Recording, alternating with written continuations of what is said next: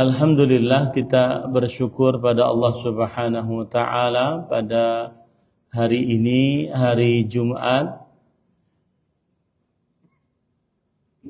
20 Rajab 1447 Hijriah, bertepatan dengan 9 Januari 2026.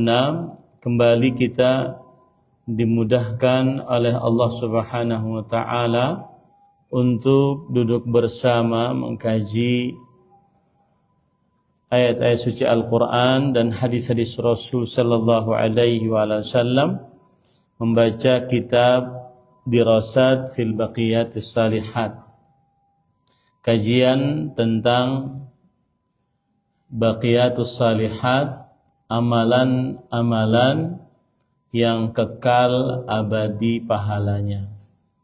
Salawat dan salam semoga selalu Allah berikan kepada Nabi kita Muhammad sallallahu alaihi wa ala alihi wasallam, pada keluarga beliau, para sahabat, serta orang-orang yang mengikuti beliau sampai hari kiamat kelak. Dengan nama-nama Allah yang husna dan sifat-sifatnya yang ulia, kita berdoa, Allahumma inna nas'aluka ilman nafi'an wa rizqan tayyiban wa amalan mutaqabbala, Allahumma amin. Bapak Ibu saudara-saudari yang dimuliakan oleh Allah Subhanahu wa taala, kita memulai masuk kepada pembahasan yang kedua. Penulis mengatakan al-mabhatsu tsani la ilaha illallah fadluha wa syurutuha wa nawaqidhuha, yang artinya pembahasan yang kedua adalah la ilaha illallah, keutamaannya, maknanya, syarat-syaratnya, dan pembatal-pembatalnya. Jadi setelah penulis membawakan dalil-dalil tentang keutamaan ayat atau kalimat-kalimat al-baqiyatus salihah, yaitu subhanallah walhamdulillah wa la ilaha illallah wallahu akbar, maka penulis menyebutkan pembahasan yang kedua, yaitu tentang la ilaha illallah. Jadi keutamaan khusus dari kalimat-kalimat empat tersebut. Ya, penulis menyebutkan penjelasan tentang kalimat dari 4 kalimat tersebut. Kita akan bahas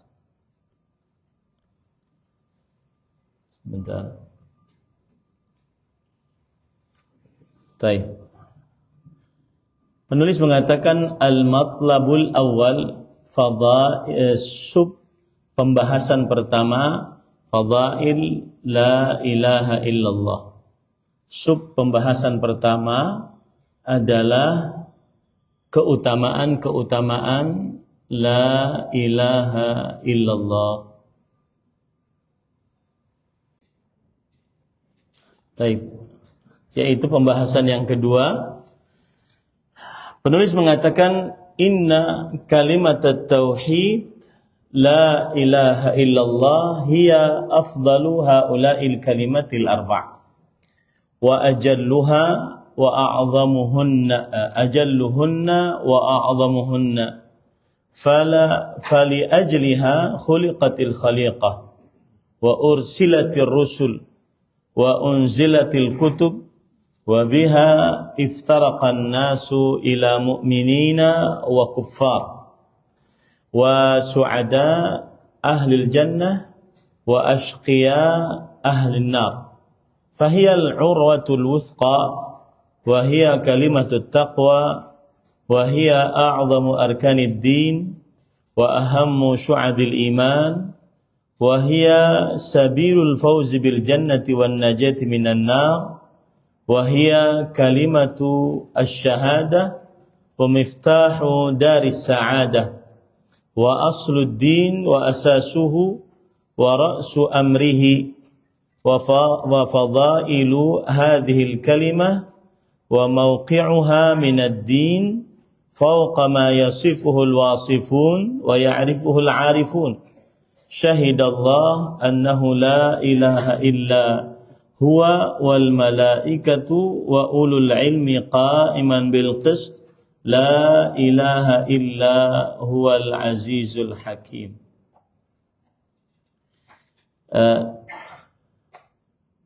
Pembahasan kedua, la ilaha illallah, keutamaannya, maknanya, syarat-syaratnya, dan pembatal-pembatalnya. Sub pembahasan keutamaan la ilaha illallah. Sesungguhnya kalimat tauhid la ilaha illallah adalah yang paling utama dari 4 kalimat tersebut. Paling mulia, paling agung, paling besar. Karena kalimat inilah makhluk diciptakan. Maksudnya akibat la ilaha illallah inilah Allah Subhanahu wa taala menciptakan para makhluk. Sebagaimana firman Allah, "Wa ma khalaqtul jinna wal insa illa liya'budun." Tidaklah kuciptakan jin dan manusia melainkan supaya mereka beribadah kepadaku. Kemudian para rasul diutus. Karena kalimat inilah para rasul diutus. Yaitu Allah Subhanahu wa taala berfirman tentang para rasul, "Wa ma arsa min qablika illa rijalan nuhi ilaihi annahu la ilaha illa ana fa'budu." Tidaklah kami utus sebelum engkau seorang rasul kecuali laki-laki yang kami wahyukan kepadanya la ilaha illallah. Hanya kepadakulah kalian beribadah. Dan kitab-kitab diturunkan akibat la ilaha illallah. Dengan kalimat inilah manusia terpisah menjadi orang-orang beriman dan orang-orang kafir. Makanya Nabi Muhammad sallallahu alaihi wasallam dianggap sebagai tukang sihir karena memisahkan antara istri dan suami, memisahkan antara anak dan orang tua. Padahal kalimat la ilaha illallah inilah yang memisahkannya. Orang yang mengucapkan la ilaha illallah dan beriman dengan la ilaha illallah akhirnya menjadi orang-orang mukminun. Sedangkan orang-orang yang tidak mengucapkan la ilaha illallah dan kufur terhadap la ilaha illallah menjadi orang kufar, orang-orang kafir. Dengan kalimat inilah manusia terpisah menjadi orang-orang beriman dan orang-orang kafir.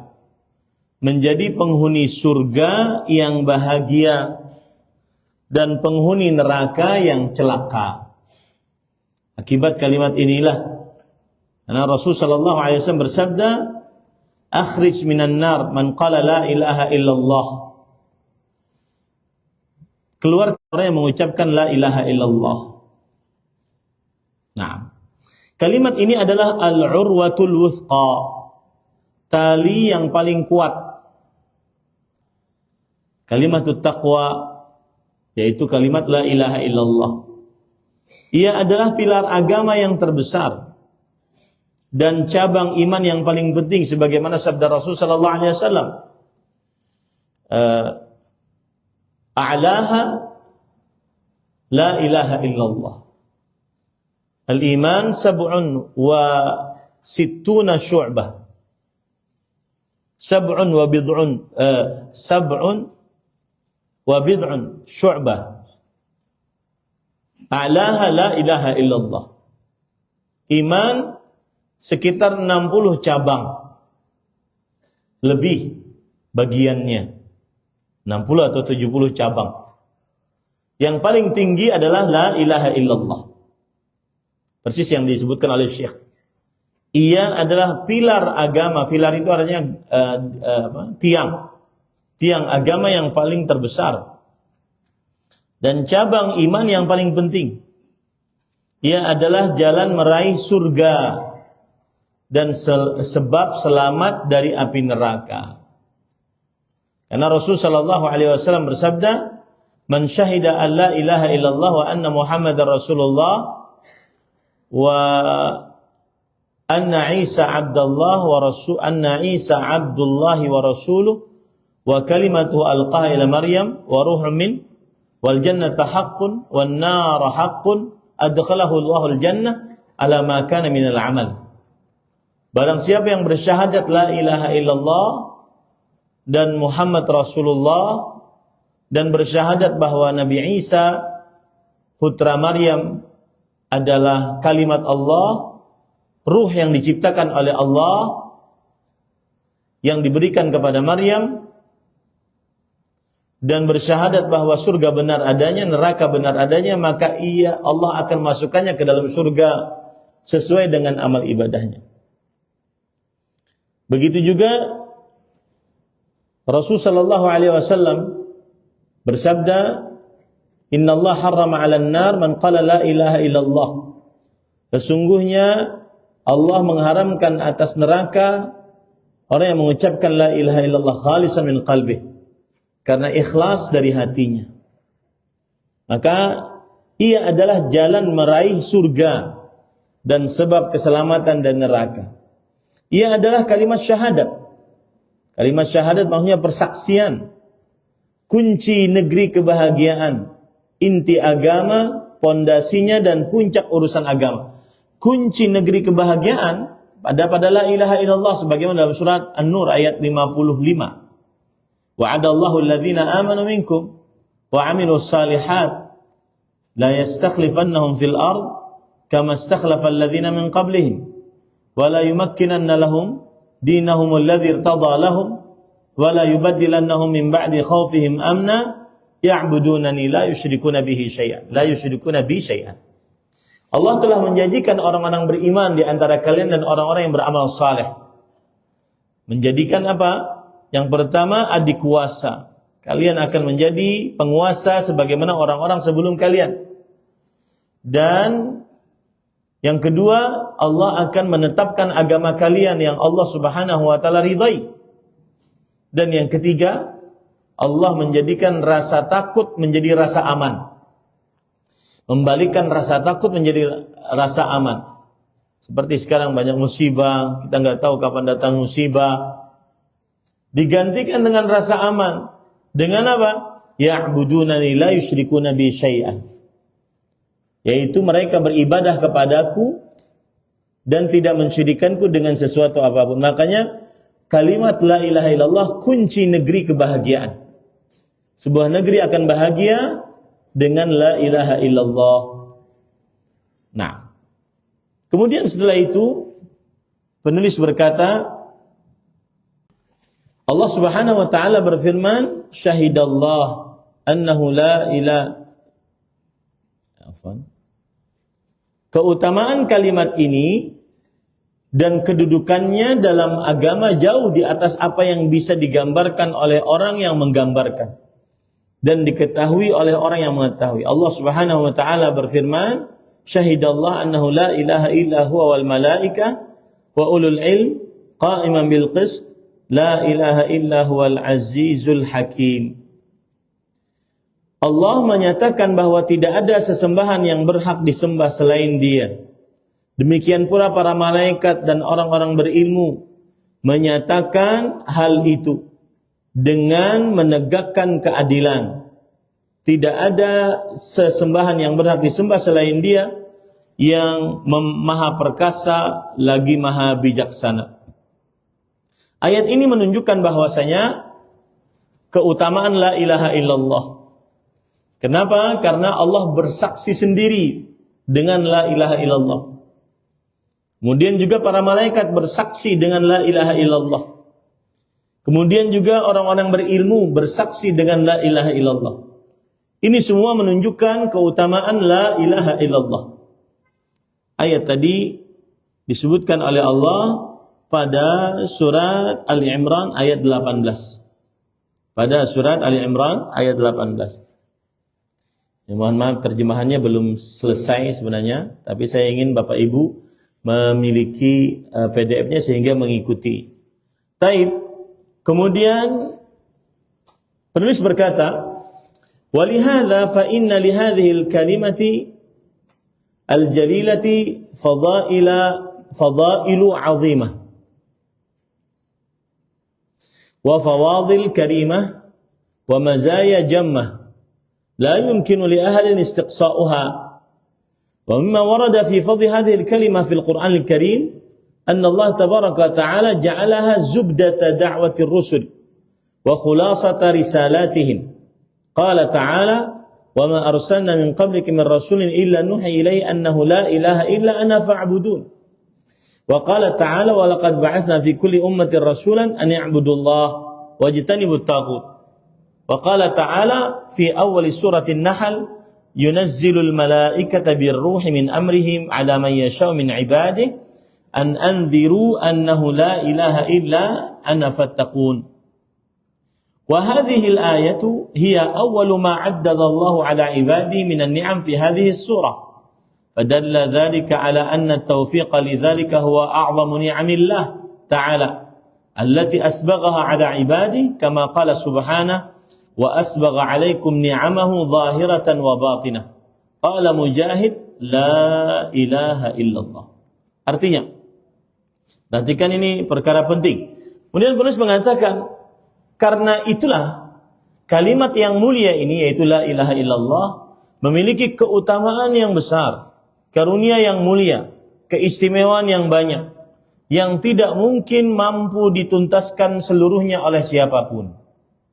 Di antara yang disebutkan dalam Al-Quran tentang keutamaan kalimat ini, bahwa Allah yang maha suci dan maha tinggi menjadikannya inti dakwah para rasul. Ini keutamaan la ilaha illallah. Inti dakwahnya para rasul adalah la ilaha illallah. Inti dakwahnya para rasul adalah la ilaha illallah. Dan ringkasan risalah mereka. Ringkasan risalah dakwahnya para rasul adalah la ilaha illallah. Apa dalilnya? Penulis di sini menyebutkan 3 dalil. Allah Subhanahu wa taala berfirman, "Wa ma arsalna min qablika min rasulin illa nuhi ilaihi annahu la ilaha illa ana fa'budun." Surat Al-Anbiya ayat 25. Penulis berkata, "Kami tidak mengutus seorang rasul pun sebelum engkau, melainkan kami wahyukan kepadanya, tidak ada sesembahan yang berhak disembah selain aku, maka sembahlah aku." Lihat, tidak ada seorang rasul kecuali dakwahnya adalah la ilaha illallah. Surat Anbiya ayat 25. Tidak ada seorang rasul kecuali dakwahnya adalah la ilaha illallah. Dan ini di dalam Al-Quran banyak. Di dalam Al-Quran banyak. Yaitu di antaranya Allah Subhanahu wa taala berfirman, "Ya qaumi i'budullah ma lakum min ilahin ghairuhu." Wahai kaumku, beribadahlah kepada Allah. Kalian tidak memiliki ilah yang berhak diibadahi selainnya. Quran surat Al-A'raf ayat 59. Ini ayat menceritakan tentang dakwahnya Nabi Nuh. Kalian tidak memiliki Tuhan yang berhak diibadahi selainnya. Kemudian juga ayat yang semisal, "Ya qaumi i'budullah ma lakum min ilahin ghairu." Wahai kaumku, beribadahlah kalian kepada Allah, kalian tidak memiliki Tuhan yang berhak diibadahi selain Allah, dalam surat Al-A'raf ayat 65. Ini menceritakan tentang Nabi Hud alaihi salam yang berdakwah kepada kaumnya. Kemudian juga surat Al-A'raf ayat 73. Demikian juga, "Ya qaumi i'budullah ma lakum min ilahin ghairu." Wahai kaumku, beribadahlah kalian kepada Allah, kalian tidak memiliki Tuhan selain Allah. Ini ayat Surat Al-A'raf ayat 73 menceritakan tentang dakwahnya Nabi Saleh. Ya, surat Al-A'raf. Kemudian juga surat Al-A'raf ayat 85 menceritakan tentang dakwahnya Nabi Syuaib kepada kaum Madian. Wa ila Madyana akhahum Syuaiban. Dan kepada kaum Madian diutuslah Nabi Syuaib. Dakwahnya apa? La ilaha illallah. Ya qaumi i'budullah ma lakum min ilahin ghairuh. Wahai kaumku, beribadahlah kalian kepada Allah, kalian tidak memiliki Tuhan selain Allah Subhanahu wa taala. Jadi intinya hampir semua nabi, bukan hampir, seluruh nabi dan rasul dakwahnya adalah la ilaha illallah. Begitu juga ayat yang kedua. Allah Subhanahu wa taala berfirman, "Wa laqad ba'atsna fi kulli ummatin rasulan an ya'budullah wa yajtanibut taghut." Sungguh telah kami utus pada setiap umat seorang rasul yang menyeru beribadahlah kepada Allah dan jauhilah taghut, yaitu la ilaha illallah. Ini disebutkan oleh Allah di dalam surat An-Nahl ayat 36. Surat An-Nahl ayat 36. Nah. Kemudian juga ayat yang ketiga, yunazzilul malaikata birruhi min amrih ala man yasha'u min ibadihi an anziru annahu la ilaha illa ana fattaqun. Dialah Allah yang menurunkan para malaikat dengan ruh, yaitu dengan wahyu, atas perintahnya kepada siapa yang dia kehendaki dari hamba-hambanya, yaitu para rasul, dengan membawa perintah, berilah peringatan bahwa tidak ada sesembahan yang berhak disembah selain aku, dan bertakwalah kepadaku. Ini disebutkan oleh Allah Subhanahu wa ta'ala pada surat An-Nahl ayat 2. Surat An-Nahl ayat 2. Jadi 4 ayat ini, atau 3 ya, 2, 4. 4 ayat ini ada 3 ya, 3. Surat Al-Anbiya ayat 25, Surat An-Nahl ayat 36, Surat An-Nahl ayat 2. 3 ayat ini semuanya menyebutkan bahwa keutamaan la ilaha illallah. Apa keutamaannya? Yaitu seluruh nabi, seluruh rasul dakwahnya adalah la ilaha illallah. Baik, kita lanjut. Ayat ini adalah nikmat pertama yang Allah sebutkan kepada hamba-hambanya di dalam surat ini, yaitu surat An-Nahl. Ini menunjukkan bahwa taufik untuk kalimat ini adalah nikmat yang terbesar yang dia limpahkan kepada hamba-hambanya. Sebagaimana firman-Nya, wa asbagha 'alaikum ni'amahu zahiratan wa batinah.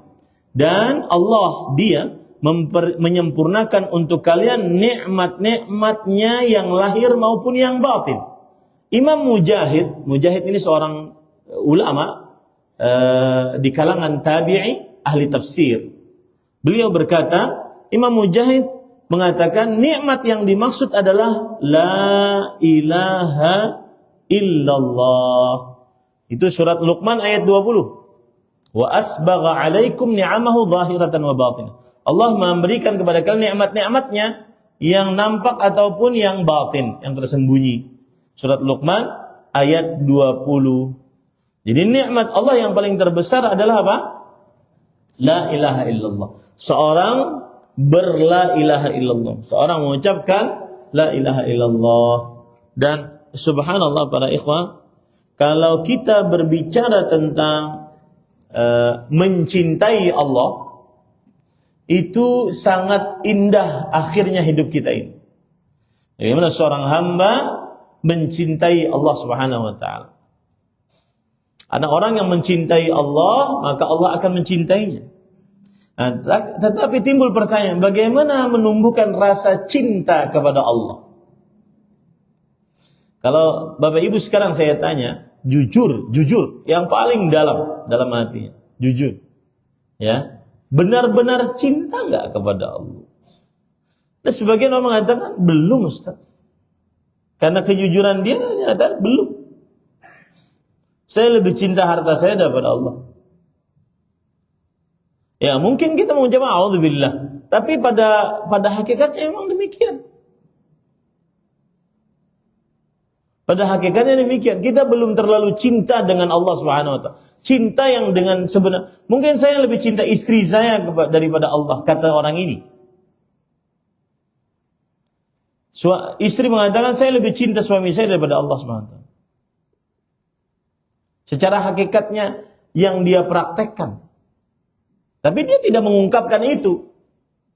Nah, timbul sekarang bagaimana kita menumbuhkan cinta di dalam diri kita. Salah satunya ini adalah mengingat nikmat Allah Subhanahu wa taala.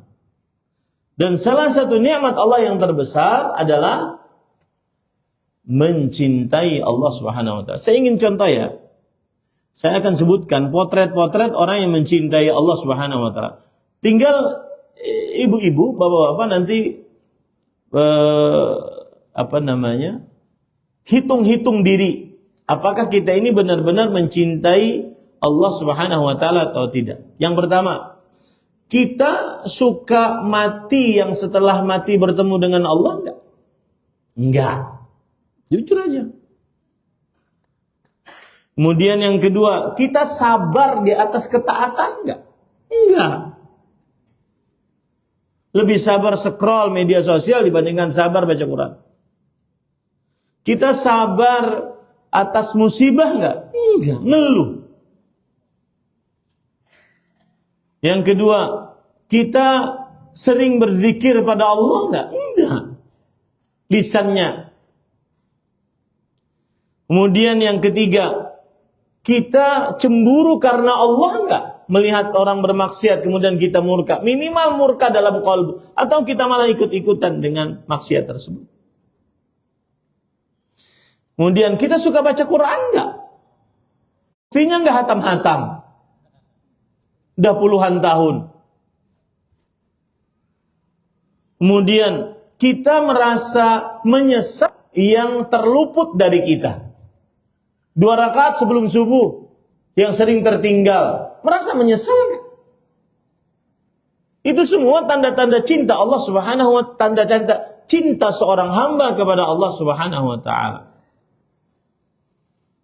Kemudian kita benar-benar dukhul fil islami kafah enggak? Ya ayyuhalladzina amanu dukhulu fis silmi kafah.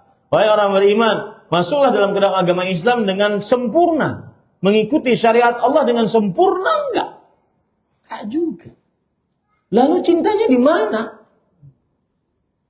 Kita zuhud dengan dunia enggak? Meninggalkan sesuatu yang tidak bermanfaat untuk kehidupan akhirat, itu arti zuhud. Lalu cintanya di mana? Nah, maksud saya ketika menyebutkan hal-hal tersebut, agar kita benar-benar cinta kepada Allah. Karena saya pernah ngisi kajian, kemudian ada seorang bapak nanya kepada anaknya yang dari pesantren, kamu yang disampaikan Ustadz tadi semua tahu dalilnya? Tahu. Cinta nggak sama Allah? Enggak, Pak. Belum. Jujur si anaknya. Belum.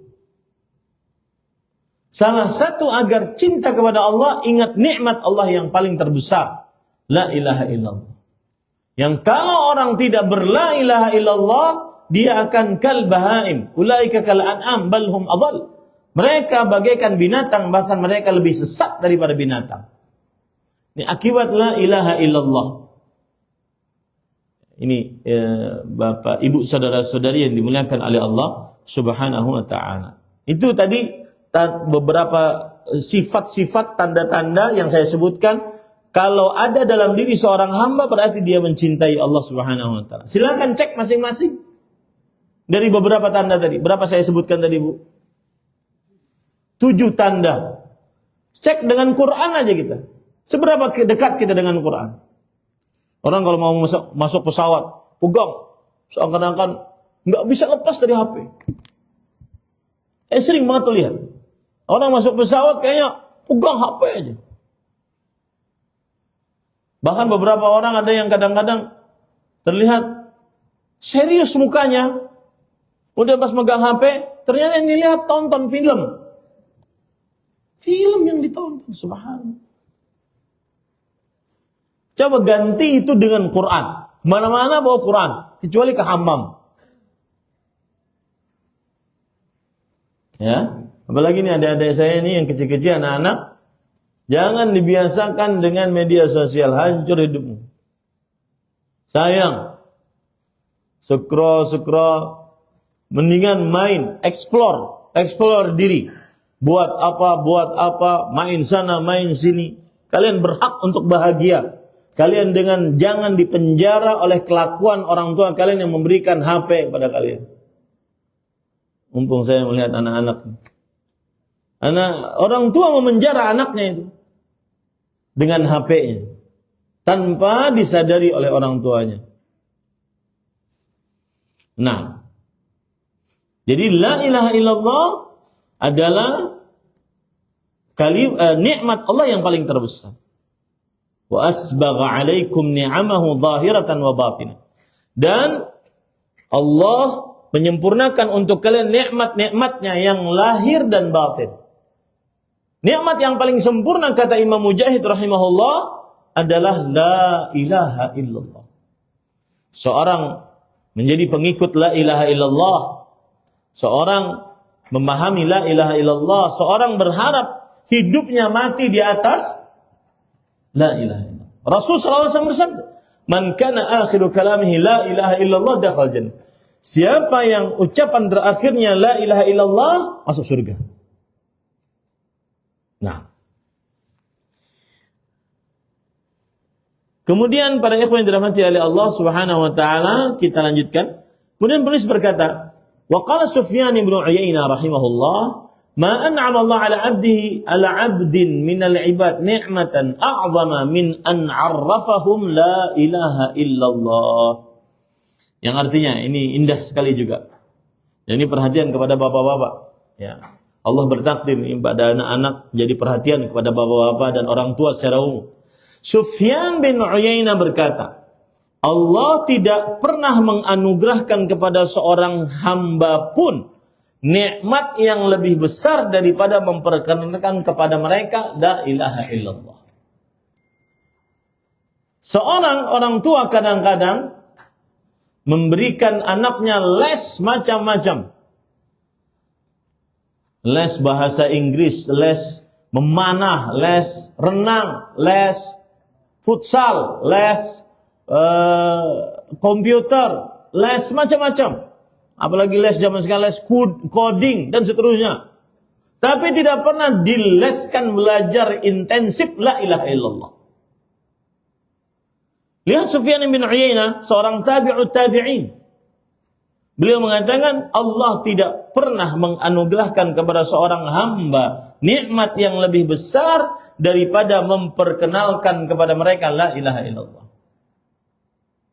Hati-hati Bapak Ibu saudara-saudari, kita adalah orang tua yang akan diminta bertanggungjawaban oleh Allah Subhanahu wa taala.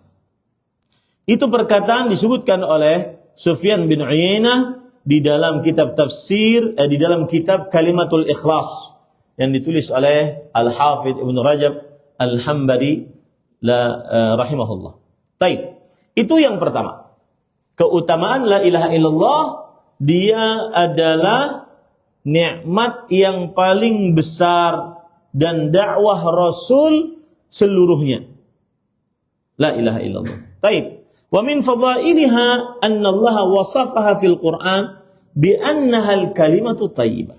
Qala Allah Ta'ala, alam tara kaifa daraba Allah mathalan kalimatan thayyibah ka syajaratin thayyibah asluha thabit wa far'uha fis sama' tu'ti ukulaha kulla hinin bi idzni rabbiha wa yadribu Allahu al-amthal lin-nas la'allahum yatadhakkarun. Quran surat Ibrahim ayat 24. Yang artinya adalah di antara keutamaan kalimat la ilaha illallah ini, Allah menyebutnya dalam Al-Quran sebagai kalimat yang baik. Tidak ada kalimat terbaik kecuali la ilaha illallah. Ya, tidak ada kalimat terbaik kecuali la ilaha illallah. Tidak perlu nyari-nyari quotes, apalagi quotes dari orang-orang kafir. Ya. Cukup kalimat terbaik la ilaha illallah. Allah Subhanahu wa taala berfirman yang artinya, tidakkah engkau memperhatikan bagaimana Allah membuat perumpamaan kalimat yang baik seperti pohon yang baik, akarnya kokoh dan cabangnya menjulang ke langit. Ia menghasilkan buahnya setiap waktunya dengan izin Rabb-Nya. Dan Allah membuat perumpamaan-perumpamaan bagi manusia agar mereka mengambil pelajaran. Quran surat apa tadi? Ibrahim ayat 24. Coba perhatikan penjelasannya. Para ikhwan yang dirahmati oleh Allah Subhanahu wa taala. Saya jelaskan ayat ini. Para ikhwan yang dirahmati oleh Allah, di dalam ayat ini Allah mengatakan kalimatan thayyibah. Kalimatan thayyibah artinya kalimat yang baik, ucapan yang baik. Abdullah bin Abbas, ahli tafsir di generasi sahabat, mengatakan wal kalimatu thayyibah la ilaha illallah. Dan kalimat yang baik adalah ucapan la ilaha illallah. Ini faedah pertama. Kemudian faedah yang kedua.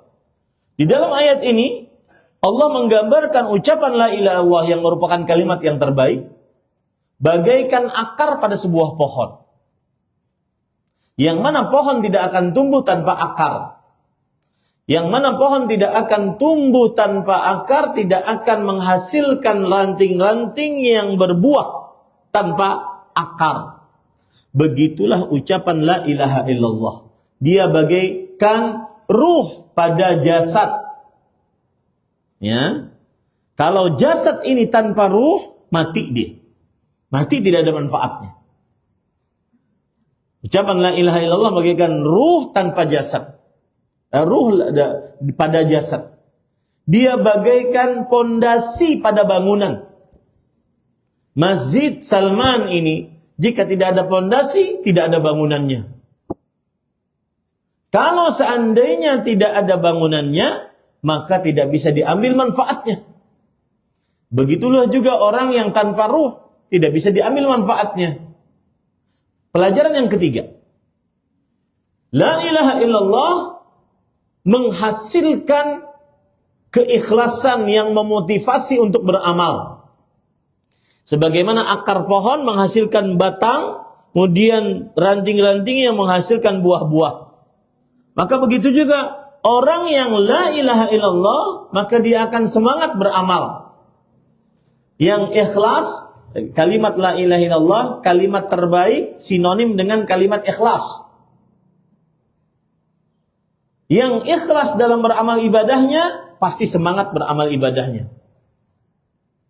Yang ikhlas dalam beramal ibadahnya, pasti semangat beramal ibadahnya.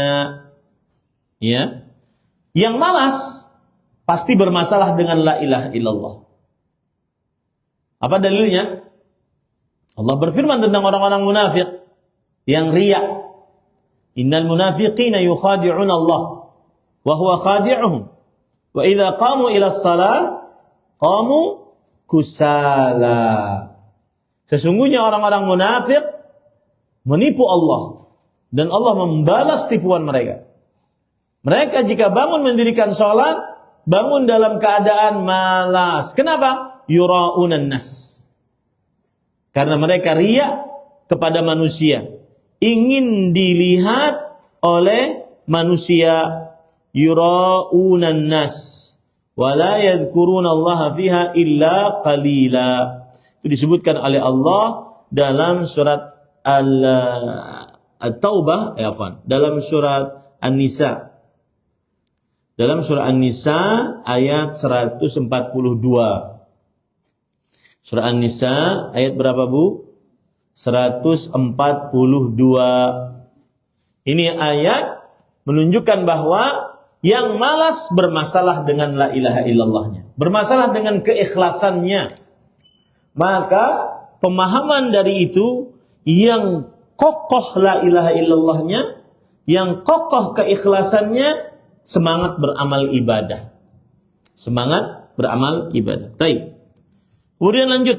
Penulis kemudian berkata, wahiyal qaulus tsabit fi qaulihi ta'ala yuthabbitullahu alladhina amanu bil qauli tsabiti fil hayatid dunya wa fil akhirah wa yudhillullahu adh-dhalimin wa yaf'alullahu ma yasha. Afwan. Sebelum itu, ayat yang sebelum tadi, faedah yang keempatnya adalah hanya amalan yang didasari la ilaha illallah yang ada buahnya. Buahnya di sini maksudnya apa? Pahala. Hanya amalan yang didasari dengan kalimat yang terbaik, kalimat la ilaha illallah, dengan akar yang kokoh, yaitu la ilaha illallah, yang menghasilkan buah, menghasilkan pahala. Karena Rasulullah SAW bersabda, Inna Allah la yaqbalu minal amali illa ma kana khalisan wa batughiya bihi wajhu. Allah tidak menerima dari amalan kecuali yang ikhlas, yang la ilaha illallah, yang dicari wajah Allah, yang la ilaha illallah. Allah tidak menerima amalan sebesar apapun amalan tersebut. Bangun masjid, bangun pesantren, bangun jembatan, bangun WC umum untuk kaum muslimin. Tidak ada nilainya di sisi Allah kalau tidak la. Di zaman dahulu, Aisyah radhiyallahu anha bertanya kepada Rasul sallallahu alaihi wasallam, "Ya Rasulullah, Ibnu Jud'an kana yasilur rahim wa yut'imut ta'am wa yaf'alul bir." Wahai Rasulullah, ada seorang zaman dahulu, zaman jahiliyah, namanya Ibnu Jud'an, Abdullah bin Jud'an. Suka memberi makan kepada orang, nyambung hubungan rahim, berbuat baik kepada orang. Hal nafi'u dzalik? Apakah bermanfaat untuknya? Kata Rasulullah SAW, la, tidak manfaat. Li'annahu lam yaqul yauman rabbi ighfir li khati'ati yaumaddin. Karena dia tidak pernah berdoa kepada Allah, karena dia tidak percaya kepada Allah Subhanahu wa taala. Dia tidak la ilaha illallah. Dia tidak pernah berdoa dengan meminta ampun kepada Allah Subhanahu wa taala karena dia tidak percaya la ilaha illallah. Jadi sebesar apapun amalnya tidak ada nilainya di sisi Allah tanpa la ilaha illallah. Ini pelajaran para ikhwan dirahmati Allah. Dan ingat, saya ingin tekankan, la nanti dijelaskan sebenarnya jauh-jauh di jauh bab.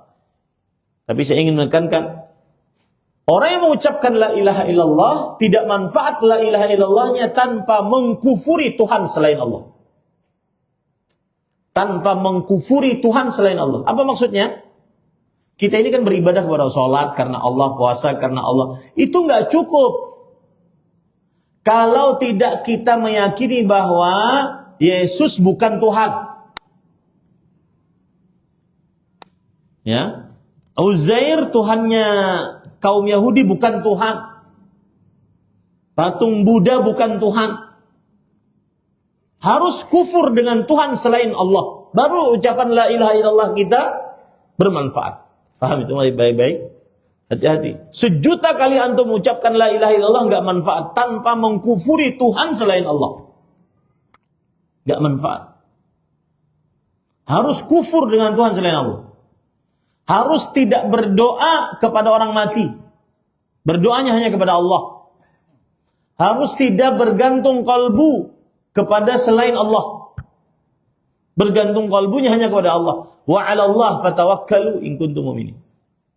Hanya kepada Allah kalian bertawakal, bersandar kalbu kepada Allah jika kalian benar-benar orang beriman. Itu harus dipahami baik-baik bagi siapa saja mengucapkan la ilaha illallah. Ya. Contoh misalkan, kita mengucapkan la ilaha illallah, la ilaha illallah. Bersyahadat la ilaha illallah. Lalu kita melihat orang sujud kepada orang yang sudah mati. Lalu kita anggap itu biasa. Kita anggap itu tidak mengeluarkan dari Islam. Maka batal la ilaha illallah kita. Paham ini? Ya.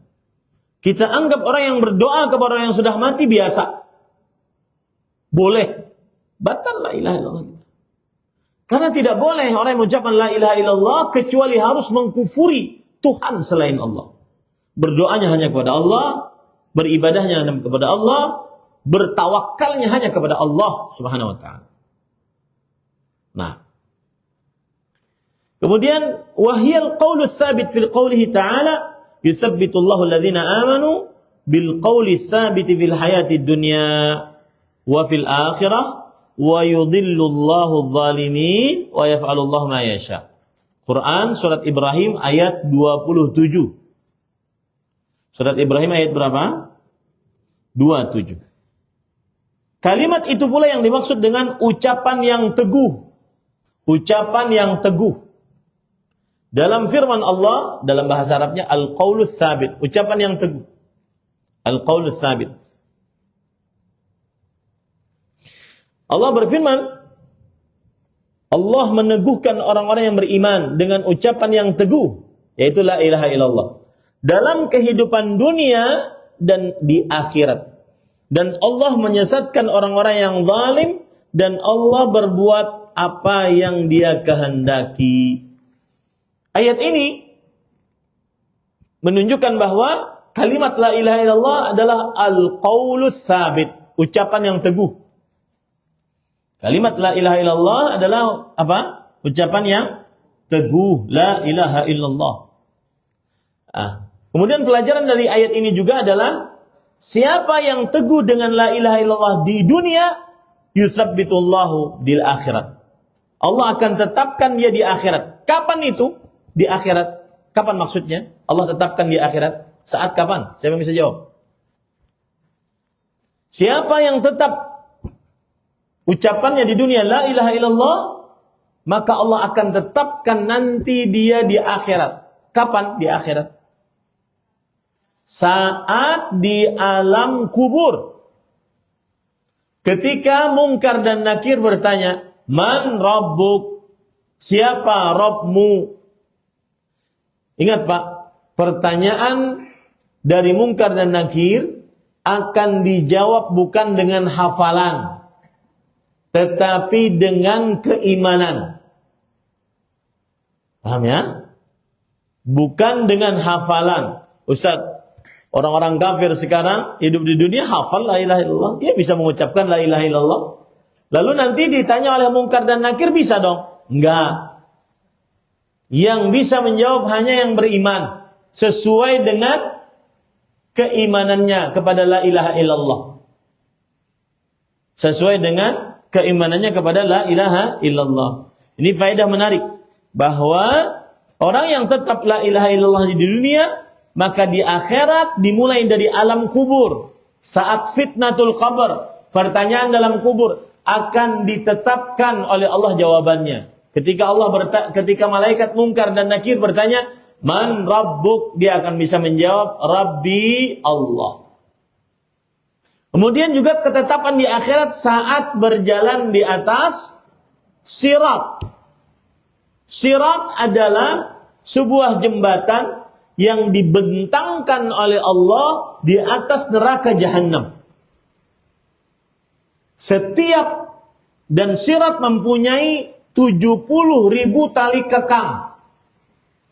Satu tali kekangnya ditarik oleh 70.000 malaikat.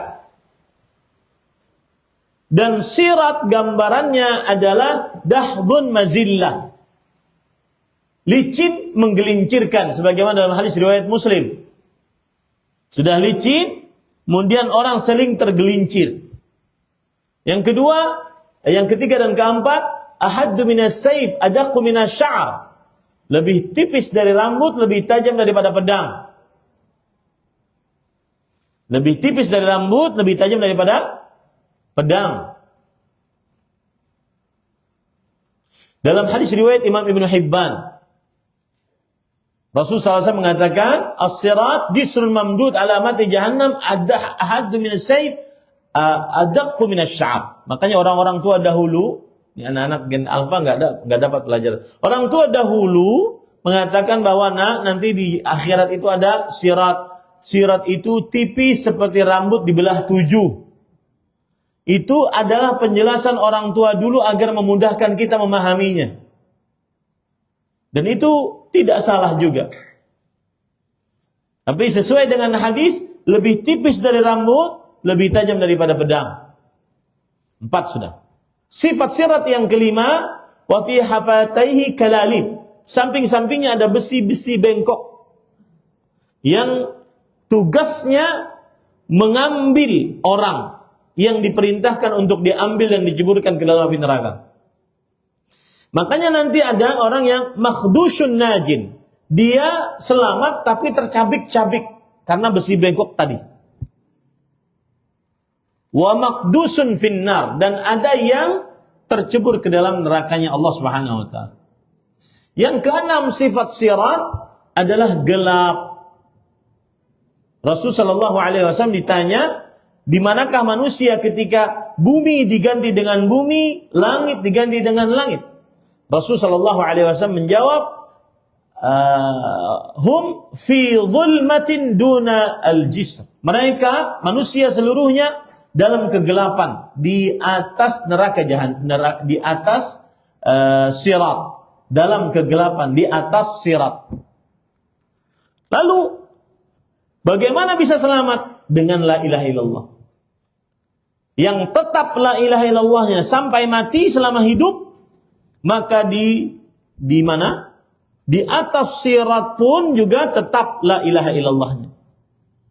Dia akan tetap selamat, tidak tergelincir. Dan orang yang berjalan di atas sirat sesuai dengan cahaya masing-masing. Cahaya sesuai dengan apa? Glowingnya masing-masing? Hartanya masing-masing? Jabatannya? Enggak. Sesuai dengan amal. Rasulullah SAW bersabda, umdu ala qadri nurikum. Jalanlah kalian sesuai dengan cahaya kalian. Sesuai dengan cahaya kalian. Dan cahaya sesuai dengan amalan masing-masing. Ada orang yang punya cahaya di depannya seperti gunung Uhud cahayanya. Ada yang lebih kecil dari gunung Uhud. Ada orang yang cahayanya seperti pohon kurma. Ada yang lebih kecil daripada pohon kurma.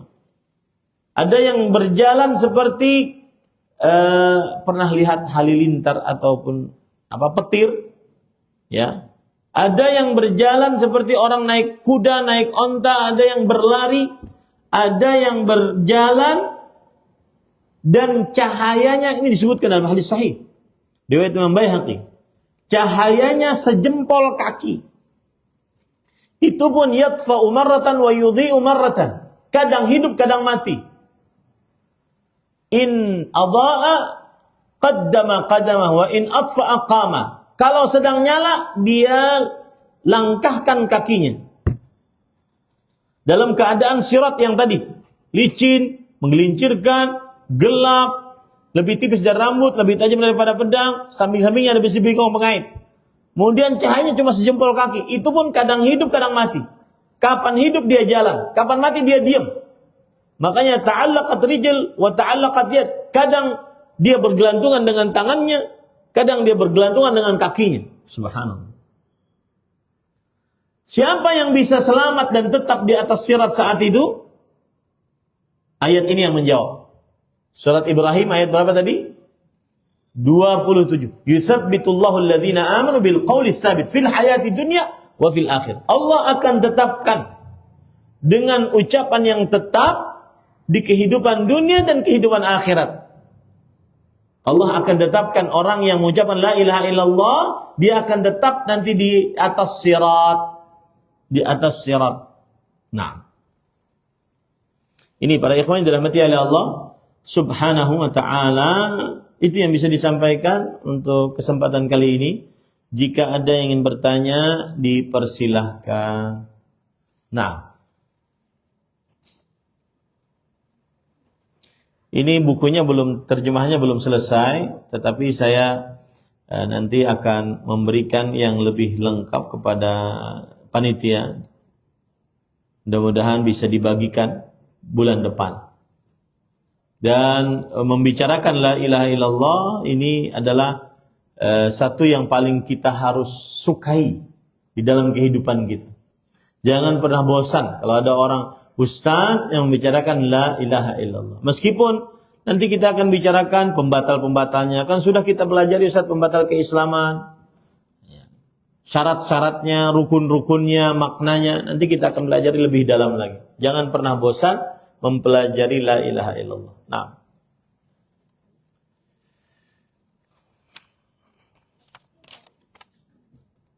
Tadi Ustadz menjelaskan semua dakwah Rasul adalah la ilaha illallah. Pertanyaan, di mana letak kesalahan umat Nabi Isa sehingga mereka tidak bersikap la ilaha illallah seperti Nabi Isa? Jawabannya, umat kesalahan Nabi Isa ada dua. Mereka mensyirikkan Allah. menjadikan Nabi Isa sebagai anak Tuhan. Kemudian menjadikan Jibril sebagai Ruhul Kudus, sekutu bagi Allah. Kemudian menjadikan Tuhan Bapa sekutu bagi Allah Subhanahu wa taala. Makanya ada akidah Trinitas. Laqad kafara alladziina qalu innallaha tsalitsu tsalatsa. Sungguh telah kafir orang yang mengucapkan Allah itu tiga dalam satu dalam tiga. Ya, kesalahannya umat Nabi Isa. Kesalahan umat Nabi Isa sekarang juga adalah tidak beriman kepada Nabi Muhammad sallallahu alaihi wasallam. Rasulullah SAW bersabda, "La yasma'u bi ahadun min hadhil ummati yahudi wala nasrani, thumma lam yu'min billadzi ursiltu bih illa kana min ashabin nar." Tidak beriman, tidak mendengar aku seorang pun dari umat ini, baik Yahudi ataupun Nasrani, kemudian dia tidak beriman dengan apa yang aku bawa, dan dia mati di atas ketidakberimanannya tersebut, melainkan orang tersebut termasuk penghuni neraka. Itu kesalahan umat Nabi Isa semenjak Nabi Muhammad SAW diutus menjadi Nabi dan Rasul. Wallahu a'lam. Di luar tema, terkait membersihkan najis saat buang air kecil atau kencing dengan tisu. Bagaimana praktek istijmar yang benar dengan menggunakan tisu? Apakah harus 3 kali dengan 3 tisu terpisah? Atau boleh 3 kali dengan tisu yang sama tapi berbeda sisi? Jawabannya adalah lebih baik dengan 3 tisu yang berbeda. Karena berdasarkan hadis Rasul sallallahu alaihi wasallam bahwa Anas bin Malik radhiyallahu anhu didatangkan kepada beliau 2 batu dan 1 kotoran onta. Jadi kotoran onta itu saking seringnya kena matahari dia membatu. Maka Rasul sallallahu alaihi wasallam mengambil yang kedua, kemudian membuang yang pertama, membuang yang 1. 2 beliau ambil sebagai batu, yang 1 beliau buang. Ini menunjukkan bahwa setiap setiap coletan jadi kan ini batu, ini dubur, kemudian kita colet, ganti, ya, colet lagi yang baru gitu. Ustaz, boleh begitu? Boleh. Meskipun masih tersisa mohon maaf tahinya, iya boleh. Ya, tetapi memang yang paling afdal digabungkan antara istijmar, beristinja dengan batu dengan air. Jadi yang paling utama dalam beristinja, membersihkan kotoran, najis, itu dengan batu dan air digabung. Yang kedua dengan air saja, yang ketiga dengan batu. Nah, batu ini bisa dikiaskan dengan tisu karena dia bagian dari sesuatu yang keras yang bisa membersihkan. Boleh saja. Nah, yang bertanya mengatakan, Ustadz harus 3 tisu yang berbeda atau pakai di sini, kemudian sini. Maka jawabannya adalah 3 tisu yang berbeda lebih afdal, sebagaimana kiasannya dengan batu. Wallahu a'lam. Nah, Bapak Ibu nggak merasakan di sini karena kita penuh dengan air dan kita di negara Muslim. Makanya Indonesia itu surga banget. Ya, ngapain kabur aja dulu, ngapain? Nggak ada. Indonesia surga. Saya pernah beberapa kali ke negeri-negeri orang kafir. Nggak ada yang lebih indah daripada Indonesia. Ya, nggak ada yang lebih indah daripada Indonesia. Ada gorengan di sini. Ya. Saya pernah waktu itu ke sebuah negeri orang kafir, turun landing sebelum asar. Saya bilang, saya belum sholat wahai panitia. Karena yang jemput panitia. Tapi Ustaz, kita sholat di garden. Sholat di mana itu? Gak ada masjid di sini. Gak ada Ustaz. Nah, 1. Waktu itu musim panas, ini musim hujan ya. Waktu itu bukan musim panas, musim salju, musim dingin. Salju. Nggak ada air untuk wudhu. Wudhunya dari mana? Beli air botolan. Itu pun tidak ada yang air mineral yang nggak dingin. Dingin semua. berwudu dengan keadaan salju turun kemudian airnya dari freezer. Ada yang lebih enak Indonesia. Setelah tanah suci Indonesia, hidup Indonesia. Ya Allah, demi Allah ini saya bersumpah. Ya, enggak ada. Mau makan enggak perlu nyari mana yang halal, mana yang haram, tinggal masuk. Warteg banyak, mau makan Padang banyak. Di sana kita kalau mau makan kita harus nanya dulu. Mana lisennya untuk kalian bisa halal enggak?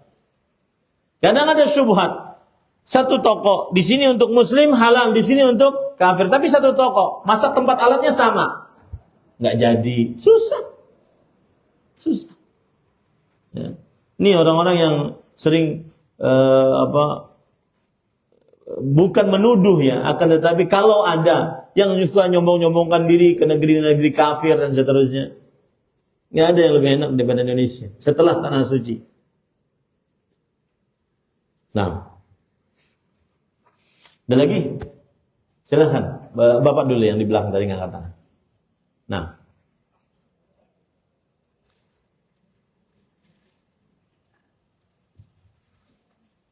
izin bertanya Pak Ustadz. Silahkan. Bagaimana kita mentalkin la ilaha illallah untuk orang yang akan meninggal itu Pak Ustadz? Karena kita bukan orang medis, jadi kita tidak tahu persis kapan waktunya. Apakah ketika dia mangap-mangap itu kan mulutnya Pak Ustadz? Atau ketika dia... Terima kasih Pak Ustadz. Sama-sama Pak. Sampai yang medis aja nggak tahu dia kapan matinya Pak. Taib. Bismillah, walhamdulillah. Kapan kita mentalkin orang yang mau meninggal? Maka jawabannya adalah di sana ada beberapa alamat, tanda-tanda yang disebutkan oleh para ulama fikih. Di antaranya adalah seperti misalkan dia sudah sangat berat nafasnya. Satu. Yang kedua, hidungnya sudah tidak lurus, sudah agak membengkok. Kemudian pipinya sudah agak turun. Tetapi jangan tunggu sampai keadaan seperti itu. Maka dilihat saja ketika kita melihat bahwa ini sudah sangat berat, maka talkinkanlah. Tidak mengapa kemudian nanti kalau seandainya dia berkata yang lain, berbuat yang lain, ditalkinkan lagi, tidak mengapa. Jadi adabnya begini Pak. Kapan seseorang dilihat sudah sangat berat dia kehidupannya, karena sakitnya, maka talkinkan. Kalau sudah dia bisa mengucapkan la ilaha illallah, maka cukupkan. Kita sebagai yang mentalkin dari keluarganya sudah merasa puas saja, cukup. Kecuali kalau dia ngomong yang lain. Karena tujuan kita adalah man kana akhiru kalamihi la ilaha illallah dakhala jannah. Siapa yang perkataan terakhirnya, itu yang kita inginkan. Perkataan terakhirnya. Kan biasanya gini, kita ucapkan la ilaha illallah, kemudian dia mengucapkan la ilaha illallah sesuai dengan kemampuannya. Maka sang anak mengatakan, kayaknya belum pas nih. Belum fasih kayaknya. Ya. Maka dia ucapkan lagi. Ya jangan ketika kita ucap, kita talqin yang kedua cuma setengah. La ilaha. Jadi ateis dia. Nah, makanya cukupkan. Kalau sudah dia mengucapkan la ilaha illallah, si mayitnya mengucapkan apa yang kita talqinkan sudah cukup. Kecuali kalau dia ngomong yang lain. Macam-macam. Maka ucapkan lagi. Agar ucapan terakhirnya la ilaha illallah. Kapan itu? Ketika kita melihat dia sudah sangat berat. Ya. Ketika melihat sudah sangat berat. Nah, Ustaz ternyata dia masih hidup masih hidup sampai besok. Talqin lagi besoknya. Gitu ya, Pak ya.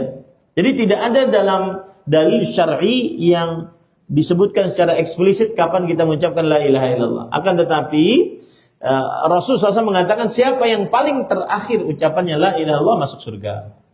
Wallahu a'lam. Ada lagi? Tadi Bapak. Ibu-ibu ada Bu, silahkan. Okay. Assalamualaikum warahmatullahi wabarakatuh. Waalaikumsalam. Menyampaikan bahwa kalimat tauhid itu bermanfaat saat misalnya oleh kita lahir. Iya, iya. Yang kedua di sirat. Nah, Apa yang ditimbang itu katanya agama lebih berat dari dosa-dosa itu. Itu sebelum sirat atau itu saat hisab, Pak. sebelum sirat? Sebelum sirat, jauh sebelum sirat. Jadi manusia itu ditiupkan sangkakala dulu. Satu. Kemudian mati seluruhnya. Ya.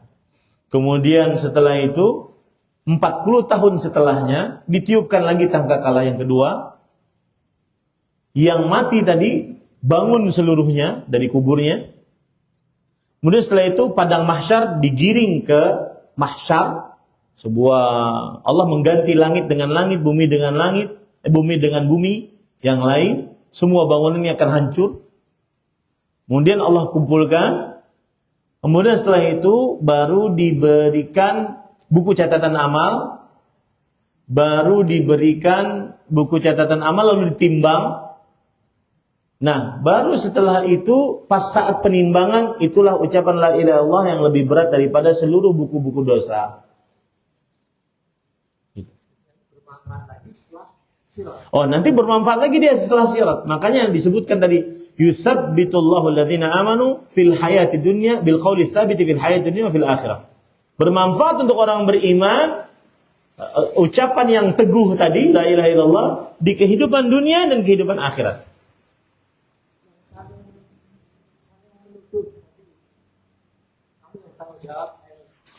Itu adalah namanya di kontoroh. Jadi gini Pak, saya sebutkan dari awal ya Pak ya. Sebentar. Saya sebutkan dari awal tentang fase kehidupan manusia. Yang pertama yaitu alam rahim. 9 bulan. Yang kedua alam dunia. Sepanjang umurnya. Kemudian yang ketiga alam kubur. Setelah alam kubur baru dimulai hari kiamat. Hari kiamat, hari kebangkitan.